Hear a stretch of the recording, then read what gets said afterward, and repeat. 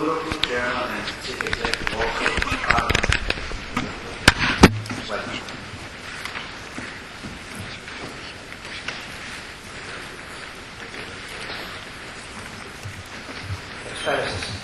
Good afternoon.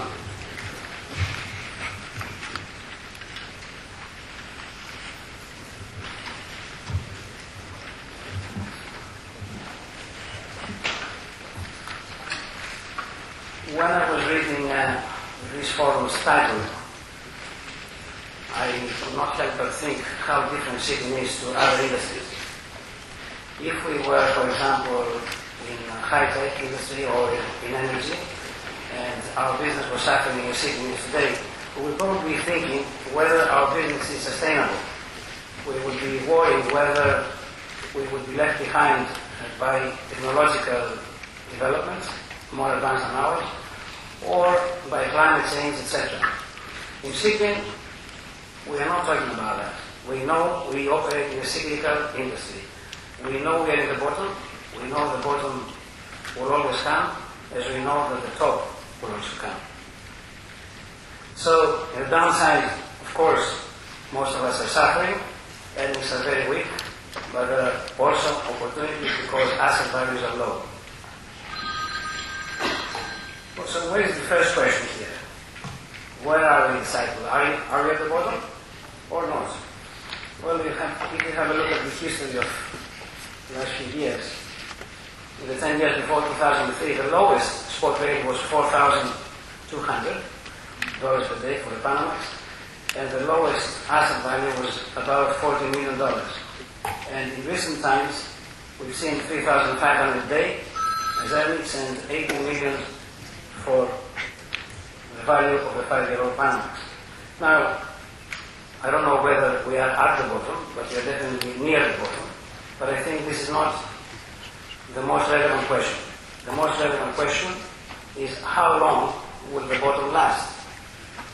Because this is what will actually separate the losers from the winners. Because as I said before, there are opportunities in the downside, and Greek shipping in particular has excelled at actually creating value by investing counter-cyclically. So how can we predict the duration of the downturn? What is the downturn? It is, strictly speaking, an imbalance between supply and demand. When supply exceeds demand, then we are suffering. But the drivers of the downturn are not always the same. Sometimes the oversupply is created by a sudden drop in demand, and others, the oversupply is created by overloading of ships and gradual development of these ships in the water. And I think the former, the sudden loss of demand, is much more serious, much more difficult to deal with than the latter. Because when you lose demand all of a sudden, you have all these ships in the water, manned, ready to sail and earn money, and all of a sudden there are no cargoes. But when you create an oversupply because of over-ordering, then ship owners can have tools to actually smooth a little bit the crisis. You can defer, you can postpone deliveries, you can even cancel orders, or you can convert contracts to other sizes. If we take a look at the Asian crisis in '98, we can see that the supply was not all that bad, but there was a very sudden drop in demand. From 5 or 6% it went to below zero, to -3. Right now, it is clear that the problem is created by the oversupply, the overordering. The demand is healthy, over 5%, 5-6%, but the oversupply is huge, and it is persistently huge over a long period of time. So the answer really is as to the determination of the duration, guessing the duration of the downturn is, as I said before, the order book. And the order book, unfortunately, stands today at 22%, but if it is any consolation, it was 75% 3 years ago. I like this graph a lot. It is a simple graph that explains what's happened in the past, and usually such graphs give me a little bit of confidence about what's going to happen in the future. Now this graph superimposes the annual fleet growth demanded by the market, superimposed against the actual fleet delivered. And of course, as you would expect, the light green is good news. That's on an annual basis, by the way. That means that the ships delivered were less than the ships required. And the pink area is the bad news. It is when ships delivered were more than the market required. And of course, if we have a look at the period between 2005 and 2007, we see consistent light green, which explains the very strong market we had then. Post 2008, we see the pink creeping in, which actually more than offsets the shortages that were created in the previous years. But of course, the market held. Rates were good, were healthy. But unfortunately, beyond 2010, and as we speak, you see this big glut of red there. And unfortunately, this will also continue into 2013. And the trends will be reversed on an annual basis from 2014 onwards. Will the market correct in 2014? I don't know. But I don't think that the downturn will last only for a few months. It's not a question of a few months. It's definitely a question of many quarters, maybe a year and a half, maybe even two. But what does that mean for shipping companies? The nightmares, the problems of ship owners today are debt and liquidity. And I would also dare to mention them in reverse order. Liquidity first and debt second. And the market and the situation, of course, is aggravated because of the fact that we had a very strong market in the previous years. A lot of people bought very expensive assets, which meant, in most cases, over-indebtedness. If you take a look at publicly listed companies in the US, 30% of the listed companies have negative equity right now. Almost all of them have breached their earnings to debt covenants. 2/3 of the 2013 employment base of all bulk companies, tankers and dry bulk, are unfixed.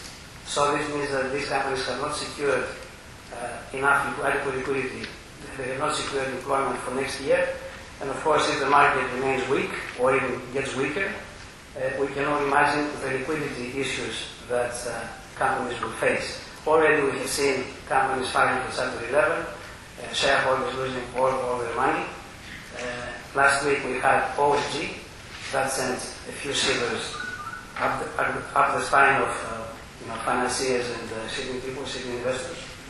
And I think that I'm afraid that we will see more of those to come. But today, as I said, the biggest challenge that companies are facing in order to weather the downturn is to actually achieve earnings that cover the break-even levels. And break-even levels can range a lot. They can range from operating expenses for an unlevered vessel. And I hope that my friend Dimitri Anastopoulos was right before to say that 60% of Greek shipping is, because this means that these guys are making money. They are generating cash even in the downturn. And but if you are debit, if you owe a lot of money, then the break-even level goes up significantly. If you owe up to $15 million, for example, in the 5-year Panama today, then you can meet your interest expenses and also pay some or even all of your capital installments to the bank, depending, of course, on how much your loan is. But if you owe more than $50 million, then you can't even make your interest expenses, and then I think these companies are in trouble.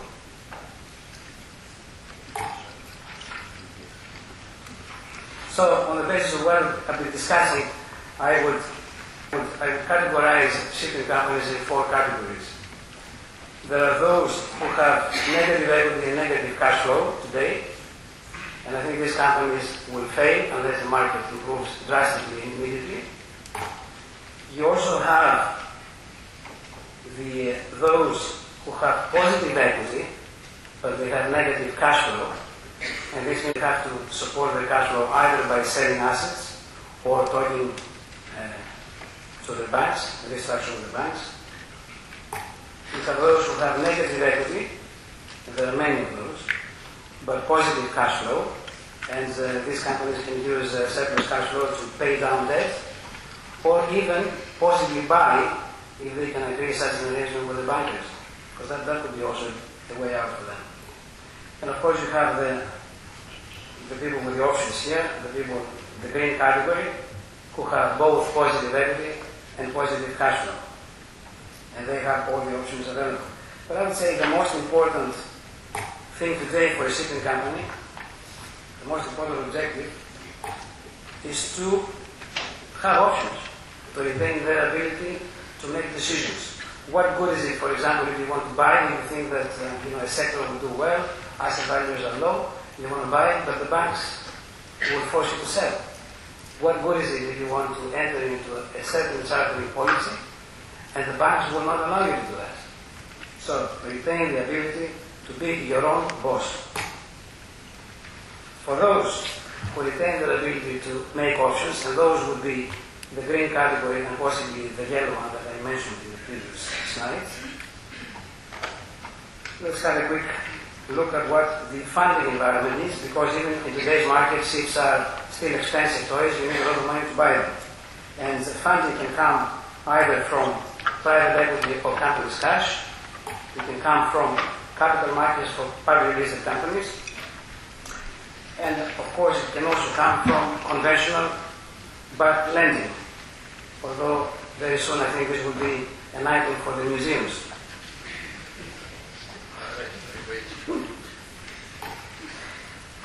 Private equity, to tell you the truth, a few years ago, if you asked me if private equity would invest in shipping, I would say not a lot. Private equity money is smart money, but it is also slow money.